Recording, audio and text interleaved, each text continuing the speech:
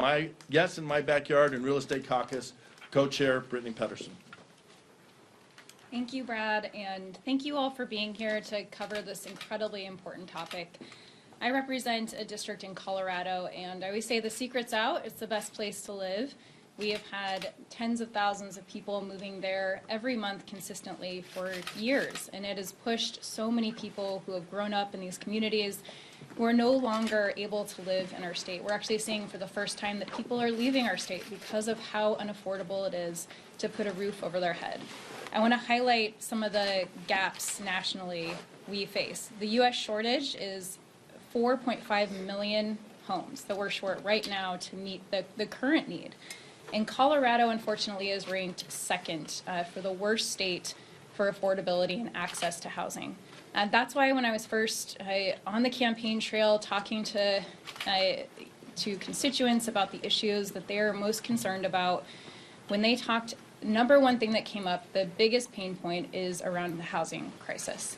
And that's why I asked to be on the Financial Services Committee, on the Housing and Insurance Subcommittee, and why I'm part of these two very important caucuses to identify what we can do at the federal level to incentivize and streamline the process for permitting locally, and also how we create and increase the opportunity for people to buy a home, to increase their financial stability, even have something to pass on to the next generation. I think that Brad did a great job at highlighting what the younger generation feels like right now, where they are graduating with a mountain of student loan debt.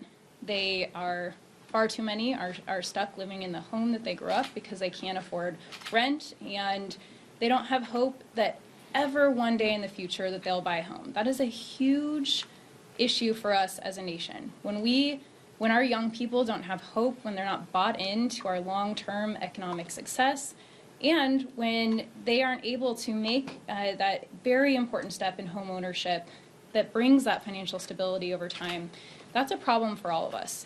Far too many people right now are competing with corporations buying up single-family homes for rentals instead of being able to own it for their long-term stability and success.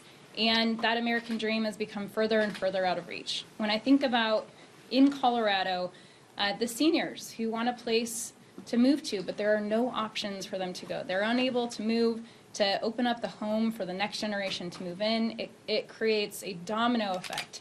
And we have failed as a nation at investing in the supply that is needed right now. We are decades behind. We are facing, having gone through the mortgage crisis, the first housing crisis. We saw home builders go out of business at a skyrocketing rate, and we never recovered even from that.